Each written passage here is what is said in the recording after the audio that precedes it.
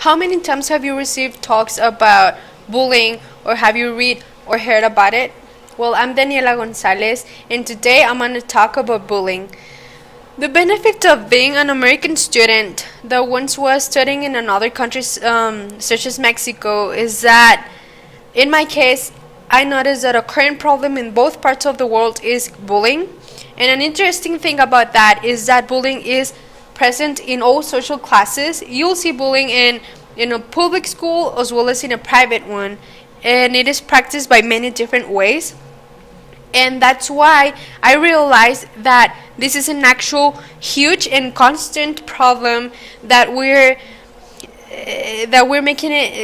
making so common and so normal, but we're not conscious about all the negative effects we can cause, or we're causing, just by making fun of others.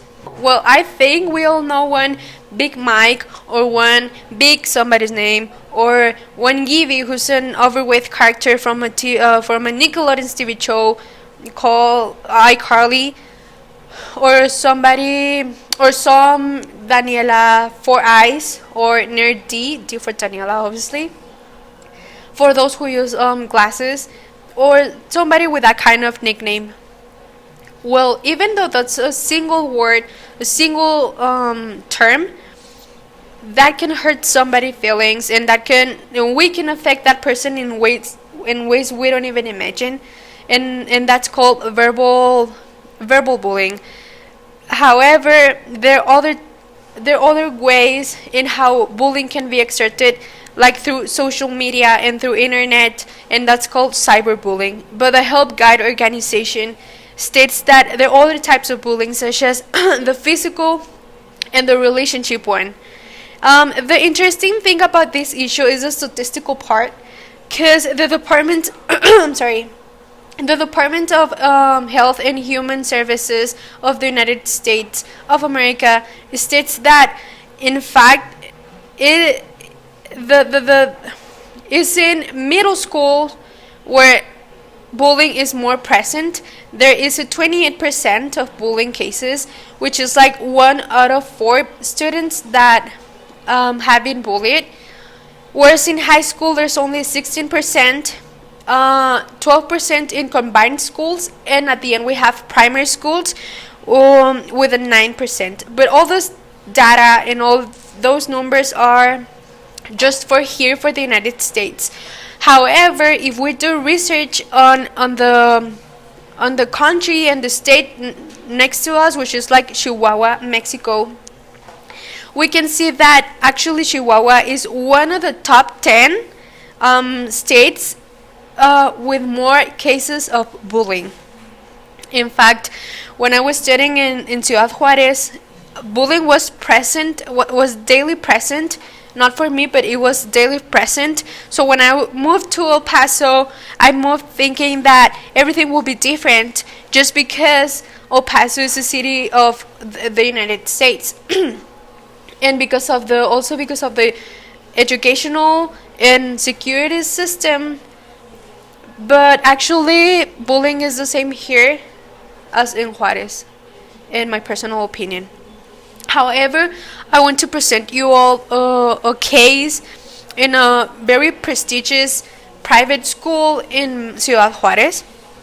You know, these type of schools in Mexico are known for having mainly high-class students, and for that same reason, one may think that they're very well educated, and the school have a very strict control and organization over the school overall.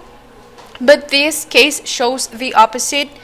There's one student that was bullied by their classmates, and at first everything was verbal, but then it changed to a combination of verbal and physical violence. So he ended up in at the hospital, and that's because of the physical violence, obviously. But that's not the only thing parents had to pay.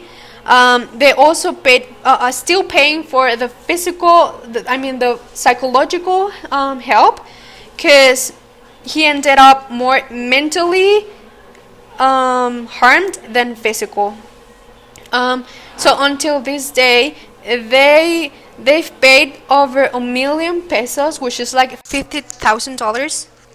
Neither the school nor the parents of the abuser have contacted them. So I think it's very shocking how this can happen.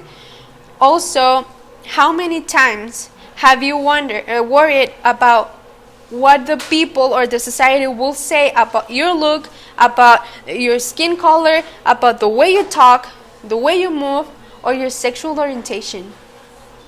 Well, that's also oppression.